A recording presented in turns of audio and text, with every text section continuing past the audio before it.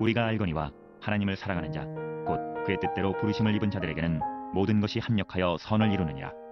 하나님이 미리 하신 자들을 또한 그 아들의 형상을 본받게 하기 위하여 미리 정하셨으니 이는 그로 많은 형제 중에서 맏아들이 되게 하여 하심이니라. 또 미리 정하신 그들을 또한 부르시고 부르신 그들을 또한 의롭다 하시고 의롭다 하신 그들을 또한 영화롭게 하셨느니라. 그런즉 이 일에 대하여 우리가 무슨 말하리요? 만일 하나님이 우리를 위하시면 누가 우리를 대적하리요? 자기 아들을 아끼지 아니하시고 우리 모든 사람을 위하여 내주시니라. 어찌 그 아들과 함께 모든 것을 우리에게 주시지 아니하겠느냐? 누가 능히 하나님께서 택하신 자들을 고발하리요? 의롭다 하신 이는 하나님이시니 누가 정죄하리요? 죽으실 뿐 아니라 다시 살아나신 이는 그리스도 예수시니 그는 하나님 우편에 계신 자요 우리를 위하여 간구하시는 자시니라. 누가 우리를 그리스도의 사랑에서 끊으리요? 환난이나 곤고나 박해나 기근이나 적신이나 위험이나 칼이랴. 예수 믿고 사는 자들에겐 하나님께로부터 임하는 선물이 참 많습니다. 우리가 하나님의 자녀가 되었다는 것, 또 죄 사함을 얻을 수 있었다는 것, 그리고 모든 억압으로부터 해방을 누리며 산다는 것, 더 나아가서 예수 그리스도의 십자가의 능력을 의지해서 우리의 육체와 마음과 영혼의 치유와 회복을 경험하며 산다는 것, 이 모든 것들은 다 예수 믿은 자들에게, 구원 얻은 자들에게 하나님께서 선물로 주신 것들입니다.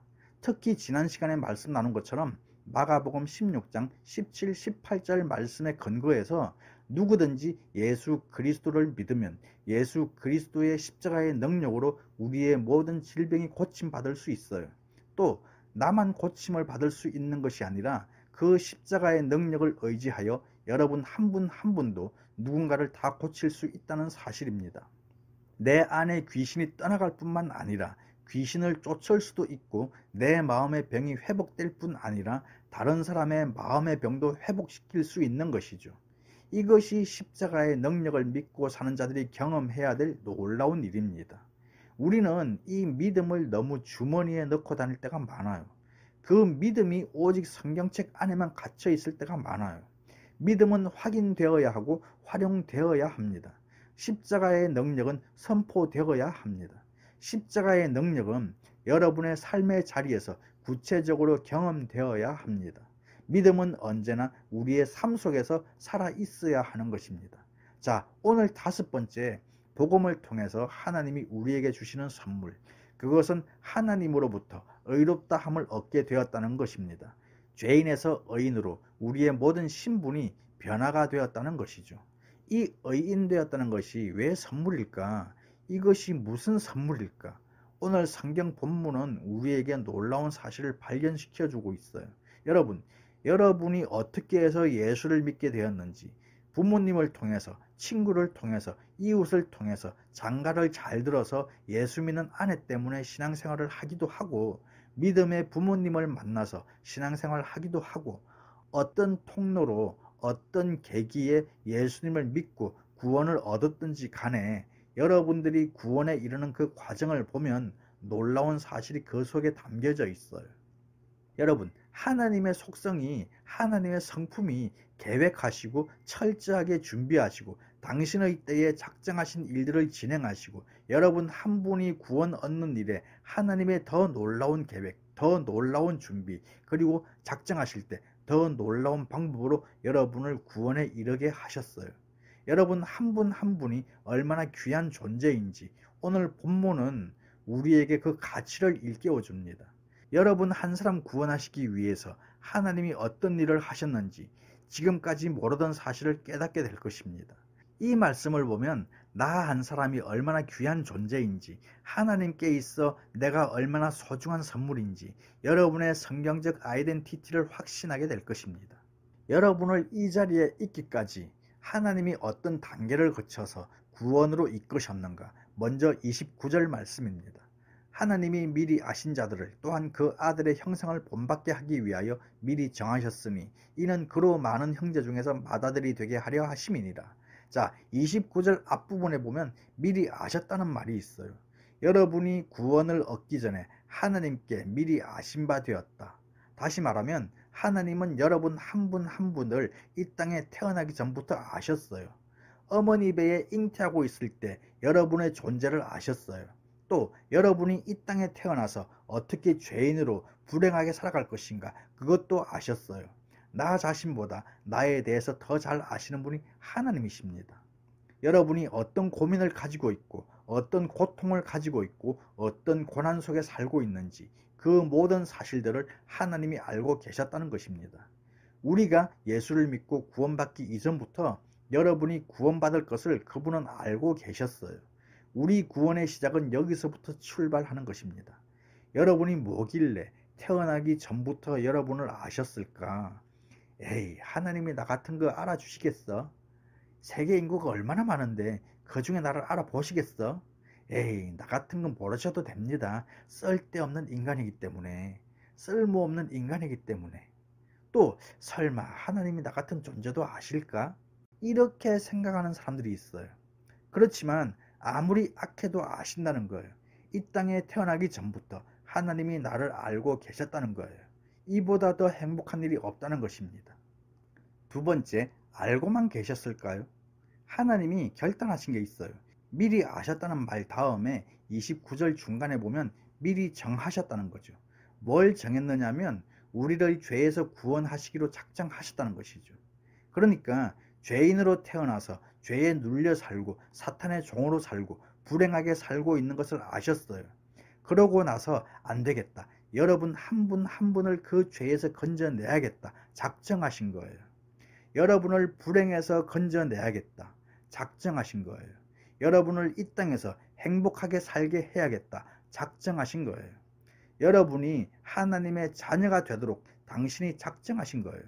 그런데 작정하실 때 보면 이 사람을 내 딸로 만들어 말어, 이 사람을 내 아들로 선택해 말어, 그런 고민을 안 하셨어요. 여러분을 아시고 나서부터 그때부터 이미 작정하셨어요. 행복하게 살게 하자. 구원받고 살게 하자. 내 자녀가 돼서 살게 하자. 작정하셨어요. 놀라운 일이죠. 내가 뭐길래.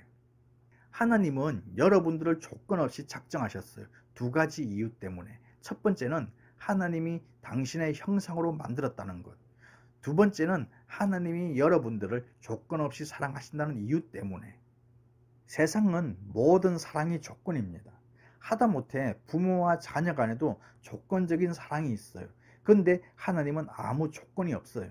키가 작아도 사랑하시고 키가 커도 사랑하시고 가난해도 부해도 병약해도 건강해도 부족해도 충만해도 하나님은 조건 없이 여러분을 사랑하십니다.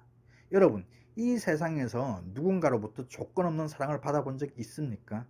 경험하기 어렵죠. 오직 하나님의 사랑만이 조건 없는 거예요. 그 사랑이 여러분에게 주어져 있다는 것입니다. 그 사랑이 여러분에게 쏟아졌다는 사실. 왜? 하나님이 여러분을 창조하셨다는 그 이유 때문에. 여러분을 기쁘게 행복하게 구원 얻고 살기로, 의인으로 살기로 작정해 주셨어요. 자, 그런데 하나님이 우리를 아시고 작정하시고 거기까지만 진행이 되었다면 아무것도 아닌 거예요. 왜? 우리도 결심하고 그 다음에 행하지 않을 때가 얼마나 많습니까? 예배 때 말씀 듣고 할렐루야 그렇게 살겠습니다. 해놓고 예배 끝나고 밥 먹는 동안에 다 잊어버려요. 그리고 또 그냥 그렇게 살아가요. 우리도 결심하고 작정하고 하나님 앞에 입술로 고백까지 하고 그렇게 살지 못하는 경우가 얼마나 많습니까? 그런데 우리 하나님은 그런 적이 없으시죠. 어떻게 해서든지 여러분들을 그분이 작정한 대로 구원받게 하시고 행복하게 살게 하시기 위해서 행동을 하셨어요. 어떻게? 30절 말씀입니다. 또 미리 정하신 그들을 또한 부르시고 부르신 그들을 또한 의롭다 하시고 의롭다 하신 그들을 또한 영화롭게 하셨느니라. 세 번째 단계가 부르심이란 거죠. 하나님이 우리를 구원받게 하고 행복하게 살게 하시도록 작정하신 이후에 우리를 구원으로 부르셨어요. 행복으로 부르셨어요. 우리는 믿음으로 그 초청장을 받는 거예요. 여러분, 제가 여러분에게 수표 한 장을 주는데 이 수표가 내 것이 되려면 어떻게 해야 할까요? 그거를 받아야 되는 거죠.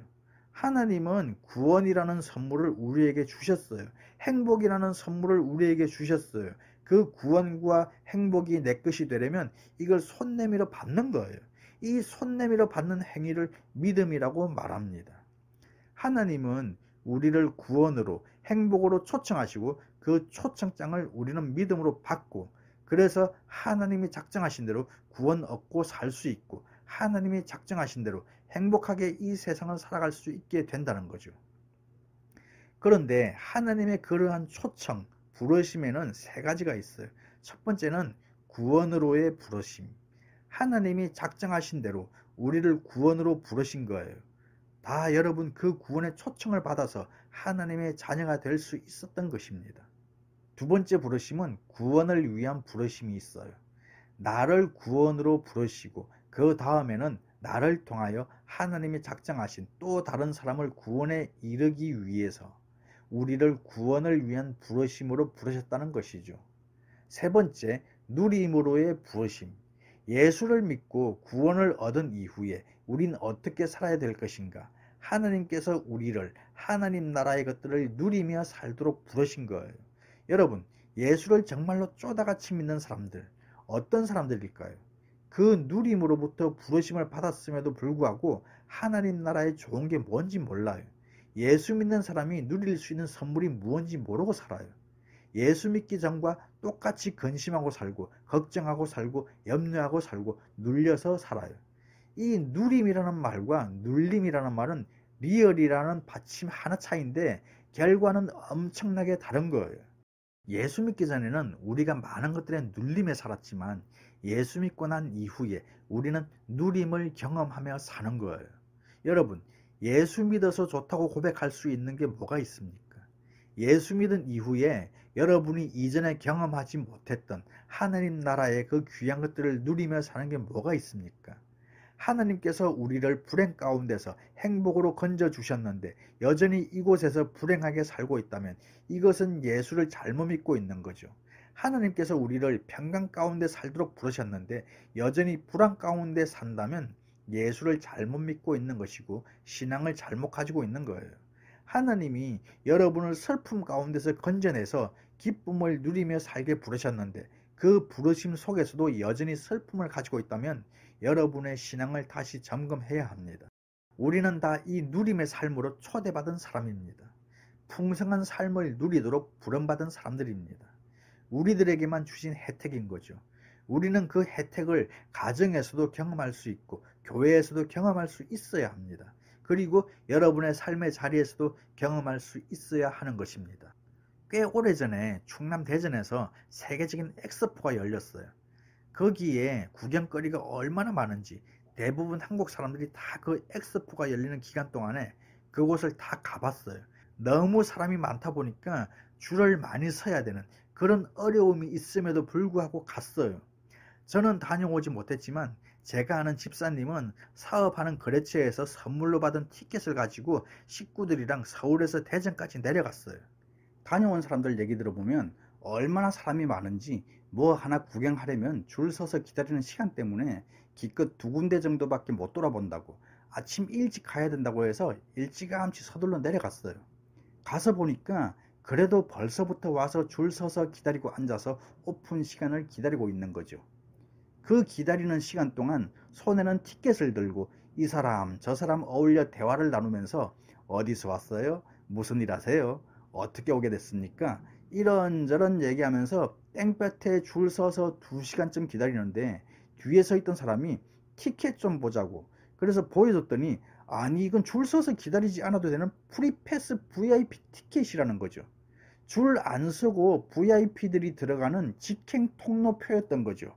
그것도 모르고 2시간 동안 그곳에 앉아서 기다리고 있는 거예요.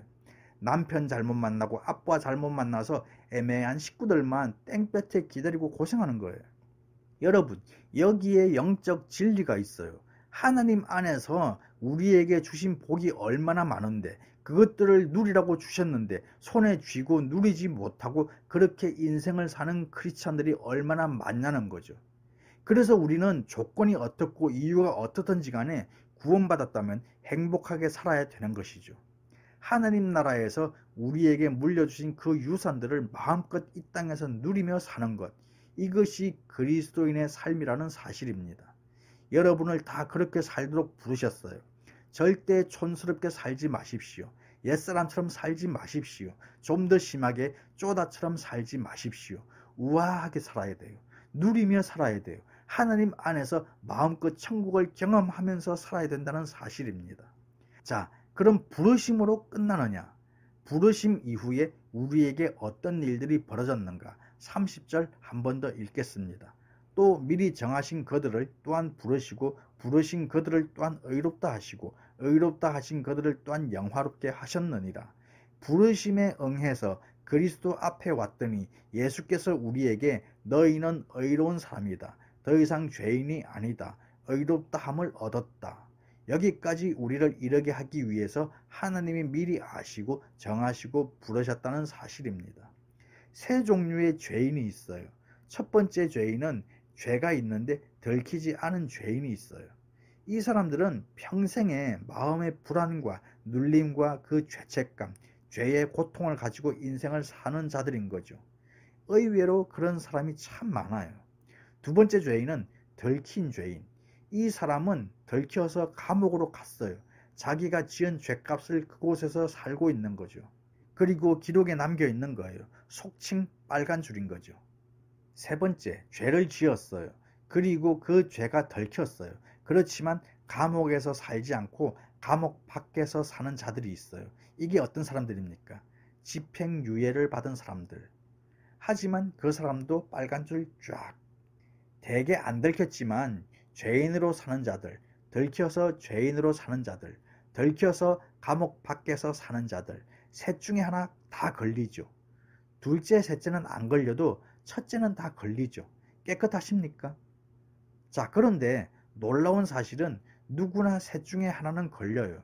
그런데 예수께서 십자가를 통해서 우리가 그것에 하나도 걸리지 않도록 우리를 진짜 의인으로 만들어 주셨어요. 우리는 죄에서 자유한 사람들입니다. 죄가 가져다 준 그 결과로부터도 자유한 사람들입니다.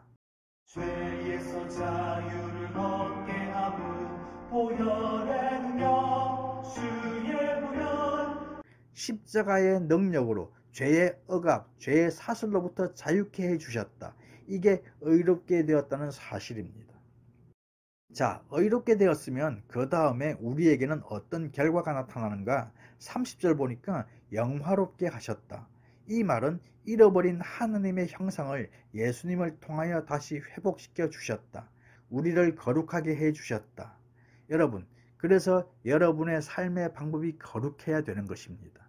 왜냐하면 하나님의 형상이 우리에게서 회복되어졌고 회복된 그 하나님의 형상이 우리를 통해서 나타나기 때문에 교회가 왜 거룩해야 되느냐?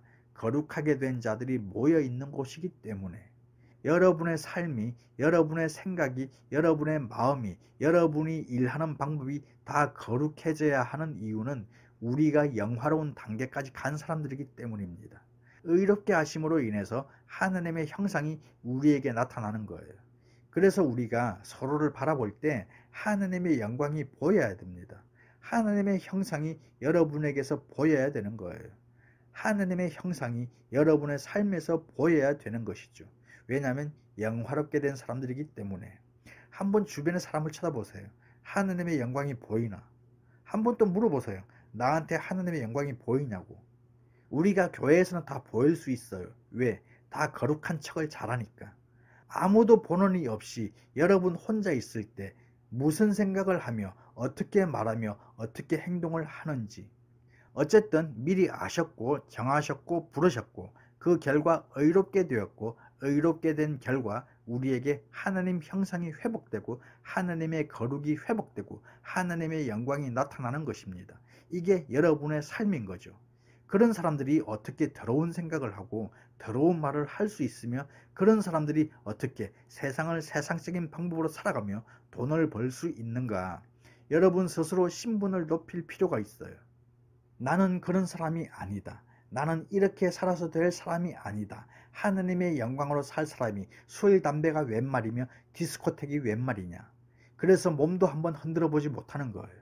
사랑하는 여러분, 나는 이렇게 살아서는 될 사람이 아니다. 왜? 의롭게 되었고 거룩하게 된 사람이기 때문에. 하나님의 영광을 드러내는 하나님의 형상이 회복된 사람이기 때문에 이것을 통해서 여러분의 거룩을 보존할 수 있기를 축복합니다. 막 화가 나서 욕하고 싶을 때 내가 이렇게 해도 되나? 여러분 스스로 제어 장치를 만들어 놓는 거죠. 자, 성경은 여기까지만 말하지 않아요. 의롭게 되고 거룩하게 된 사람들, 영화롭게 된 사람들에게 어떤 복이 임했느냐, 4가지 놀라운 선물을 우리에게 주셨어요. 그래서 의롭게 됐다는 것이 복이요 하나님의 선물이라는 것입니다. 그 첫 번째 28절, 우리가 알거니와 하나님을 사랑하는 자 곧 그의 뜻대로 부르심을 입은 자들에게는 모든 것이 합력하여 선을 이루느니라. 우리가 의롭게 되었기 때문에 하나님은 우리를 어떻게 역사하셨는가? 모든 것을 합력하여 선을 이루시게 하셨다. 이 말을 더 해석을 하면 내가 어떤 일을 만나든지 거기에 고난이든 어려움이든 억울하든 고통이든 죽을 병이든지 간에 내가 어떤 일을 만나든지 간에 의롭게 된 사람이기 때문에 모든 그 일들의 결론을 좋게 내려주신다는 것입니다. 하나님께는 영광이 되는 결론, 나에게는 유익이 되는 결론을 내려주신다는 것입니다. 그러므로 우리가 어떤 고난이나 환난을 만날 때마다 그것에서 영적 의미를 발견해야 되는 이유는 하나님이 결과를 선하게 내려주시기 때문에. 세상 사람들은 재수가 없어서 운이 나빠서 이게 내 운명이야 뭐 이런 식으로 생각하며 자기들이 당한 그런 일들을 합리화시키려 하죠. 우리는 그게 아니라는 거예요. 의롭게 된 사람이기 때문에 하나님이 내가 어떤 일을 만나든지 그 일들을 철저하게 좋게 결론을 내려주신다는 사실, 얼마나 놀라운 일입니까? 그러므로 여러분이 어떤 어려운 일을 당해도 두려워하지 마십시오. 어떤 고난 가운데 있어도 그것 때문에 좌절하지 마십시오. 하나님이 내 이 고통을 통하여 나에게 무슨 선물을 주실까 오히려 기대하십시오. 이게 의롭게 된 자들의 삶인 것입니다. 두 번째 선물, 하나님께서 오늘 말씀 앞으로 나온 여러분에게 선물 꾸러미를 몇 개나 주고 가십니다. 31절, 32절 말씀. 그런즉 이 일에 대하여 우리가 무슨 말하리요? 만일 하나님이 우리를 위하시면 누가 우리를 대적하리요? 자기 아들을 아끼지 아니하시고 우리 모든 사람을 위하여 내주신 이가 어찌 그 아들과 함께 모든 것을 우리에게 주시지 아니하겠느냐? 의롭게 된 사람들에게 하나님이 주시는 두 번째 선물, 무엇이든지 우리의 필요를 채워주신다는 사실입니다. 하나님이 없어서 우리에게 못 주시는 게 아니죠. 너무나도 많은 크리스찬들이 하도 많이 기도를 하니까 그들을 다 주다가 떨어져서 우리에게 못 주시는 게 아닌 거죠.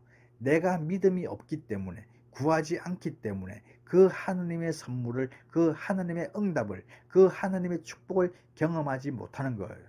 여러분 생각해 보세요. 당신의 가장 귀한 아들을 우리에게 주셨는데 하나님이 여러분에게 못 주실 게 뭐가 있겠어요? 그분이 아낄 게 뭐가 있겠어요?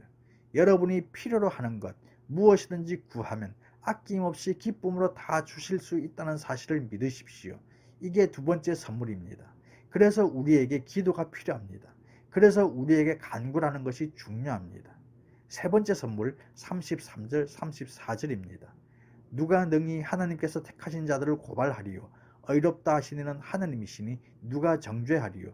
죽으실 뿐 아니라 다시 살아나신 이는 그리스도 예수시니 그는 하나님 우편에 계신 자요 우리를 위하여 간구하시는 자신이라. 아무도 우리를 정죄할 수 없다는 거예요. 아무도 우리를 죄 있다 말할 수 없다는 거예요. 왜? 하나님이 의롭다 하셨기 때문에. 근데 한 놈이 꼭 있어요. 사탄. 사탄은 계속해서 우리를 보고 너 죄인이야. 너 작년에 그 죄 지은 거 있잖아. 금년 몇 월에 너 죄 지은 거 있잖아. 계속 우리를 고소해요. 하나님께 또 계속 일러요. 아무개 보세요. 어디 교회 다니면서 하는 짓 좀 보세요. 하나님 저런 사람 왜 가만 냅둡니까? 뭐 계속 고자질 하는 거예요. 그런데 하나님이 분명히 말씀하셨어요. 누가 하나님께서 택하신 자들을 고소할 수 있겠습니까? 우리를 의롭다고 하신 분이 하나님인데 누가 우리를 보고 죄인이라고 말할 수 있는가? 우리는 의인이란 말이죠. 그런데 여러분, 우리에게 문제가 있어요. 하나님은 나를 의인이라고 말하는데 인간은 자꾸만 정죄를 한다는 사실이죠. 우리는 정죄할 권한이 없어요. 하나님만이 정죄할 권한을 갖고 계십니다. 한국교회에 뿌리 박혀있는 이 잘못된 신앙을 우리는 뽑아내야 합니다. 정죄하는 사람이 너무나 많다는 거예요. 하나님이 거룩하다는 사람을 감히 누가 죄인이라고 말할 수 있겠어요? 어떻게 똥 묻은 개가 흙 묻은 개 보고 더럽다 말할 수 있겠습니까? 어떻게 자기 눈에 덜보가 있는데 티가 들어있는 형제 자매를 보고 손가락질 할 수 있겠습니까? 아무도 더러운 사람이라고 죄인이라고 말할 자격이 없는 거예요. 하나님 안에서 우리는 다 의롭게 된 사람들입니다. 정죄의 칼이 꺾어져야 합니다. 이 땅의 수많은 교회 안에 이 정죄의 총이 부러져야 합니다. 그래야 천국이 이루어질 수 있는 거예요. 마지막 네 번째, 하나님이 의롭게 된 우리에게 주시는 선물 35절입니다. 누가 우리를 그리스도의 사랑에서 끊으리요? 환난이나 곤고나 박해나 기근이나 적신이나 위험이나 칼이랴. 하나님의 사랑에서 여러분을 끊을 것이 세상에 아무것도 없다. 저는 이 로마서 8장 말씀만 읽으면 얼마나 하나님 안에서 흥분할 수밖에 없는지 몰라요. 그 사랑 때문에. 나에게서 하나님의 사랑을 끊거나 빼앗아갈 것이 세상에 아무것도 없다는 거죠. 여러분 한 분 한 분이 그만큼 하나님께 사랑이라는 것입니다. 하나님이 여러분 한 분에게 십자가의 그 엄청난 사랑을 늘 쏟아주고 있다는 것이죠. 그래서 여러분은 사랑받기 위해서 태어난 사람입니다. 사랑을 받고 살아야 할 존재들인 것이죠. 그 어떤 것도, 그 어떤 죽음도, 그 어떤 고통도, 절망도, 근심도, 불안도, 염려도 하나님의 사랑에서 여러분을 끊을 게 없다는 사실입니다. 우리가 이 땅을 사는 이유는 하나님의 사랑 때문입니다. 이 땅에서 고통을 겪으면서도 그 고통을 이길 수 있는 것은 하나님의 사랑 때문입니다. 어떤 슬픈 상황 속에 있을지라도 위로를 얻을 수 있는 것은 하나님의 사랑 때문입니다. 그리스도인들의 삶에 있어서 하나님의 사랑이 빠지면 우리는 아무것도 아닙니다. 그 사랑, 조건 없이 주시는 그 사랑, 내가 부끄럽고 허물이 많을지라도 웰컴 해주시는 그 사랑 때문에 우리가 이 땅을 사는 거예요. 여러분, 이 사랑 때문에, 이 하나님의 사랑 때문에 감동해 본 적 있습니까?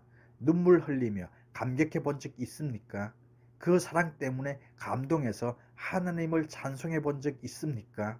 의롭게 된 자들에게 주시는 그 선물, 이것을 이 땅에서 여러분 마음껏 누리며 살기를 축복합니다. 여러분이 구원받게 된 것, 저절로 된 게 아닙니다. 이런 엄청난 하나님의 계획 속에 되었어요.